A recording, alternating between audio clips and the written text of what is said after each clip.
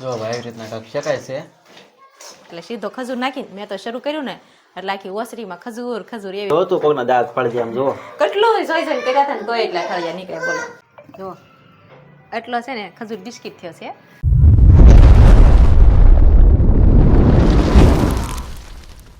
જય માતાજી, જય શ્રી કૃષ્ણ. કેમ છો બધા? મજામાં? તો મજામાં છો. સ્વાગત છે એક નવા વિડીયોમાં.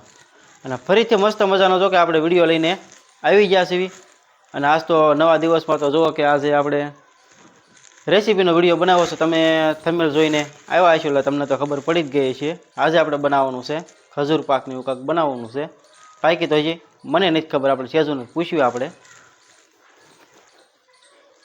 તો મેડમ જય માતાજી, જય શ્રી કૃષ્ણ. જય માતાજી, જય શ્રી કૃષ્ણ. તો આપણે તો આજ રેસીપીનો બ્લોગ બનાવવાનો છે. અને રેસીપીમાં તો જો કે આપણે ખજૂર બિસ્કિટ બનાવવાના છે અને થોડોક ખજૂર પાક બનાવવાનો છે. એટલે એની માટે જો આપણે થોડી ઘણી તૈયારી કરી વાળી છે. આ બાજુ નીચે લઈને બેસી ગઈ સારો વાર. હા આપણે 2 કિલો જેટલો ખજૂર લઈ આવ્યા છે સિરાગ. તો એની આપણે ઠળિયા કાઢવાના હતા તો આપણે ઠળિયા 1 પેકેટના કાઢી નાખ્યા છીએ. ખજૂર તો જો કે આપણે હાવ પોછો આવે ને એ જ લાવ્યા છે સ્પેશિયલ. આનો તો આવે આપણે ખજૂર પાક બનાવવાનો તે. અને કાજુને બદામને ગુંદર ટોપરું બિસ્કિટ આપણે બધું રેડી કરીને રાખ્યું છે. હવે ધીરે ધીરે પહેલાં આપણે ઠળિયા કાઢી નાખી પછી આપણે પાછું આગળ જે એની પ્રોસેસ આવતી છે આપણે કરશું પાછા. કા કેમ કે આમાં બહુ વાર લાગે ઠળિયા કાઢવામાં તે. એટલે એટલાનો તો આપણે પહેલાં જ કાઢી રાખ્યો તો પછી આપણે પાછો બ્લોગ સ્ટાર્ટ કર્યો. તો જો આવી રીતે કાઢવાના છે. અને જો ખજૂર પણ આવી રીતે એકદમ પોષક છે મસ્ત. હા તમારે મેડમ તો ધીમે ધીમે શરૂઆત કરી દીધી છે. આમાં જો આપણે અંદરથી ઠળિયા કાઢીને સાઈડમાં મૂક્યા અહીંયા. અને આ જ ખજૂરમાંથી આપણે બાકી છે. કા હા 1 પેકેટના કાઢી નાખ્યા અને બીજે પેકેટ શરૂ છે. અને આ આપણે કાજુ ને બદામને થોડુંક ધીમાં શેકીને પછી આપણે મિક્સરમાં કાઢવાનું છે. આવું બધું કરવાનું છે કેમ કે આના ઝીણા ઝીણા કટકા કરવી ને તો આ ખાશે. નકર પાછા છે ને આર્યનને એમાં નથી ખાતો એટલે એને તો હાવ ક્રશ કરવા પડશે મિક્સરમાં. તો ફેમિલી આપણે ગયા હતા હેર કટિંગ માટે. ઘરે આવ્યા ત્યાં આપણે સેજો ખજૂરના જો કે ઠળિયાને એવું કાઢીને તૈયાર કરી વાળ્યો છે. તમને બતાવું જુઓ. જો 2 કિલો ખજૂર હતો એનો એટલો આપણે નીકળ્યા ઠળિયા કાઢીને કર્યો ને તે. હા અને હવે આપણે ઘી નાખીને થોડાક કાજુ ને બદામ શેકવાના છે. પછી થોડોક ગુંદર તળવાનો છે. ખજૂર બિસ્કિટ બનાવવાના છે અને ખજૂર પાકે બનાવવાનો છે. તો જો ભાઈ આવી રીતના કાંક પ્રોસેસ ચાલુ છે આપણે. કા ઘી ગરમ થઈ જાય ને એટલામાં જેવા તેવા શેકવાના હોય. હા હું બનાવું ને આવી રીતના આમાં કાકા ઘી નાખ્યું છે. મેડમ અમારે કાજુ બદામ નાખીને હવે શેકવાના છે એમને. હા પછી બાળી ન દેતી હો. શેકીને પછી છે ને આપણે શું કહેવાય ઓલામાં શેકી નાખવી અને પછી આપણે ખમણીમાં કાઢી નાખવાના છે. જેવા તેવા ન જાય મેડમ, ધ્યાન રાખજે. બળી ન જાય ને જેવા તેવા કાઢવાના હોય. હા તો ભલે. જો ભાઈ આવી રીતના કાંક શેકાય છે. તો જો આપણે આ કાજુ બદામ તો આપણે શીખી વાળ્યા છે. અને આ બધું હવે આપણે ગુંદર શેકવાનો છે. કા થોડોક નાખવાનો છે ગુંદર, બહુ નહીં નાખવાનો કેમ કે છોકરાને ખાવાનો હોય કે નહીં. હા એટલે કાઢી નાખે એ. ફાઇનલી તો આપણે તો મેડમ બેસી ગયા છે. આપણે ગુંદર આ બધું ઝીણું ઝીણું કટિંગ થોડું કરે છે. થોડું કળશીથી દબીએ એટલે શું છે કે ઝીણું ઝીણું આપણે ભૂકો થઈ જાય. અને આ બધું આપણે કાજુ બદામ મસ્ત મજાનો જો કે ઘીમાં આપણે તળી વાળ્યા છે. જો ભાઈ આપણે તો આવી રીતના કાજુ બદામને એમાં નાખી દીધું છે. હવે આને આપણે મિક્સરમાં ઝીણું કટિંગ કરી વાળવી આપણે. જો ભાઈ આવી રીતના કાંઈક મિક્સરમાં ચાલુ કરવાનું સારું તો અવાજ નહીં આવે. વિડીયોમાં બધા રહેજો. પહેલી વાર ખજૂર પાક બનાવતા હતા ત્યારે આપણે છે ને ખજૂર થોડોક કડક લાવ્યા હતા. એટલે આપણે ખબર ન હોય પહેલી વખત બનાવતા હતા એટલે કડક લાવ્યા હતા. એટલે છે ને મિક્સરમાં નાખ્યો એ ઉપરનું ઢાંકણું થોભી રાખવાનું. આપણે ક્યારે શરૂ કર્યું ન હોય એટલે ખબર નહીં. અને સિરાગ કાંઈ ઘરે નહોતા એટલે સીધો ખજૂર નાખીને મેં તો શરૂ કર્યું ને એટલે આખી ઓસરીમાં ખજૂર ખજૂર એવી રીતે થયું. કા સિરાગ? હા એમાં તું હોશિયાર જ છો ને. એટલે હજી તે પછી ને આપણે કોઈ દિવસ મિક્સરનો સાળો ન કરવી કેમ કે બીક જ બહુ લાગે. કા હા બીક લાગે એટલે હવે મારે ચાલુ કરવું પડે. તને બીક લાગે છે ત્યારે શું કરવું કે? તો શરૂ કરજો. કાંઈ નહીં, હાલો ગણપતિ બાપ્પા મોરિયા. હા તો જો ભાઈ આવી રીતના આપણે કટિંગ કરી વાળ્યું છે મિક્સરમાં. મોટા ક્રશ કરેલા કાજુ ને બદામ છે એ આપણે ખજૂર પાકમાં નાખવાના છે. અને આ છે ને આપણે ઝીણું હાવ ક્રશ કરેલું છે એ ખજૂર બિસ્કિટમાં નાખવાનું છે. હા તો જો આવી રીતના ચોઈસ આપણે ઝીણું કરી નાખ્યું છે એ ઝીણું જ રાખવાનું હોય. અને આપણે અવળું કોટિંગ છે આમાં.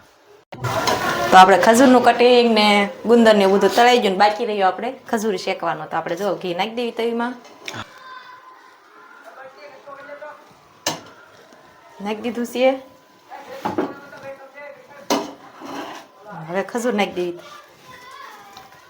નહીં પડે આમ તો અવળો હાથ પડશે, ઓલો હાથ પડે, જોઈજો હોય હેઠે ન ઠલવતી.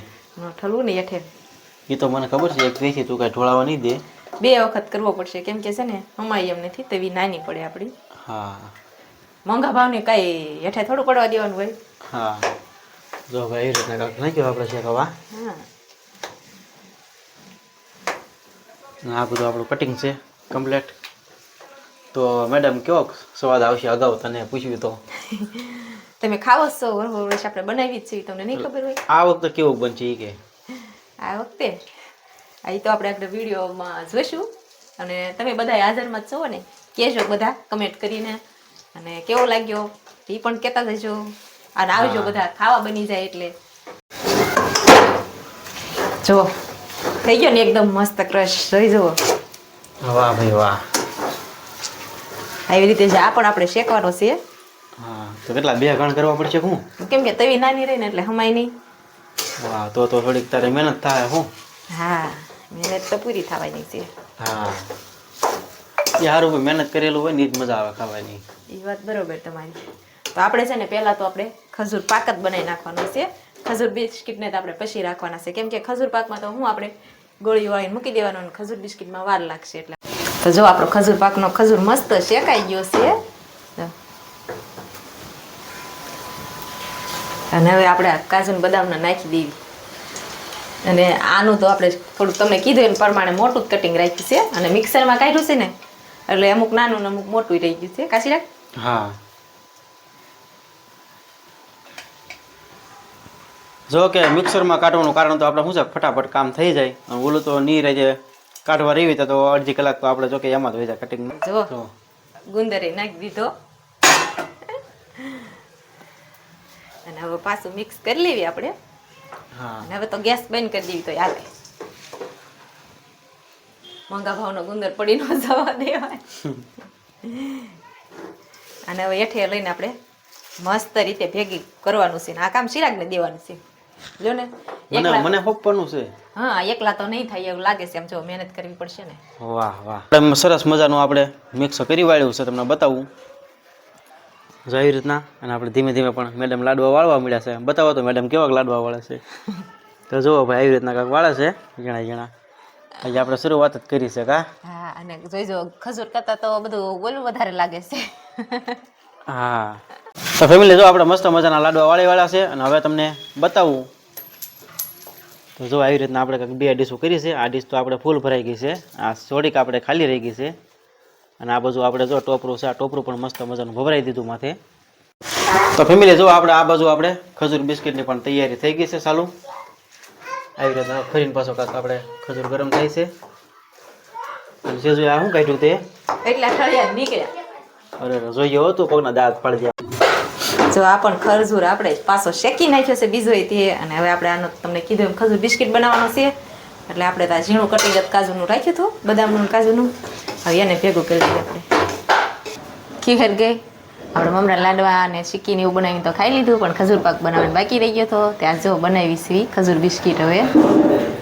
હા ઘણું આપણે બનાવ્યું હતું કા. હા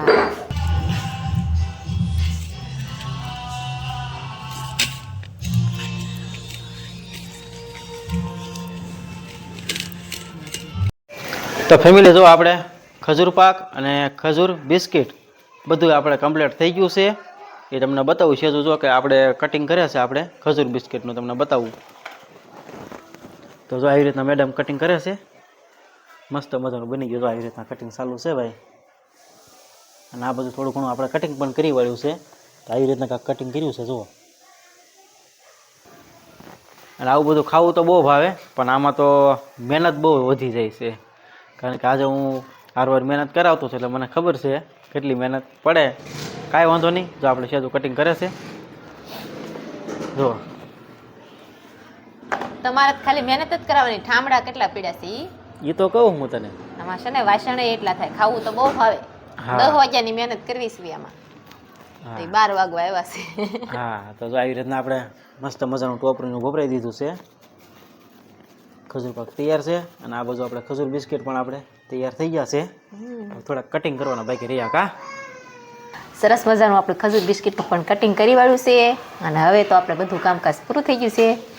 તો જો બે તો રેડી થઈ ગયા છે આપણો ખજૂર પાક તૈયાર અને ખજૂર બિસ્કિટ તૈયાર. ઓકે ઓકે મસ્ત હલે. તો હવે ડબ્બામાં ભરી દેવી અને હાલો બધા ખાવા. અને અમારો વિડીયો પાછો કેવો લાગ્યો કમેન્ટ કરવાનું ભૂલતા નહીં અને લાઈક ન કરી હોય તો લાઈક કરી દેજો. ચેનલમાં નવા હોય તો સબસ્ક્રાઈબ કરી લેજો. તો આવી રીતે અમે બનાવી નાખ્યો છે ખજૂર પાક અને ખજૂર બિસ્કિટ. તો આપણે એને ડબ્બામાં ભરી લઈએ અને હવે તો ઘણો વાહરી ગયો છે કેમ કે ગરમ હોય ત્યારે આમ થોડોક ઢીલો હોય. હવે તો ઘણું વાહરી ગયું છે. શિયાળાની સિઝન રહી એટલે કાંઈ વાર લાગે નહીં વાહરતા. હા અને આ મોટા ડબ્બામાં જ ભરવાનો છે કેમ કે આપણે નાના ડબ્બામાં રાખશું તો અમારા આર્યનભાઈ કિયાનભાઈ લઈને ભાગે એટલે આપણે મોટો ડબ્બો રાખવાનો છે. કેમ લાગે ડબ્બામાં હામી જાહે? ડબ્બામાં હમાઈ જ જાય ને. એવું છે? હા બીજો ડબ્બો કરવો પડશે. બીજો ડબ્બો નહીં, આ અડધોય નહીં ભરાય. જો આપણે ડબ્બો ભરી લેવી અને બે ભેગું જ કરી દેવાનું છે. જેને જે ખાવું હોય, ખજૂર બિસ્કિટ ખાવું હોય તોય ભલે, ખજૂર પાક ખાવું હોય તોય ભલે. જો એટલો છે ને ખજૂર બિસ્કિટ થયો છે અને હવે છે ને આપણે આ ખજૂર પાક નાખવાનો છે. હા તો આપણે ખજૂર પાક ભરી લેવી અને આ સાથે અમારો વિડીયો પણ અહીંયા પૂરો કરવી છે. જો એટલો થયો તમને દેખાડી દેવી. હા ડબ્બો ન ભરાણો છે શું? ડબ્બો ન ભરાય ને. મારી આશા છે કે ડબ્બો ભરાઈ જાહે. ન ભરાય, ડબ્બો કાંઈ નાનો છે. તો બસ આ સાથે આજનો વિડીયો પણ અહીંયા પૂરો કરવી છે. ખજૂર પાકનો વિડીયો કેવો લાગ્યો કમેન્ટમાં કહેતા જજો. પસંદ આવ્યો હોય તો વિડીયોને લાઈક કરતા જજો, શેર કરતા જજો અને સબસ્ક્રાઈબ કરતા જજો. ફરી મળશું નવા વ્લોગ સાથે. ત્યાં સુધી બધાને જય માતાજી, જય શ્રી કૃષ્ણ, બાય બાય.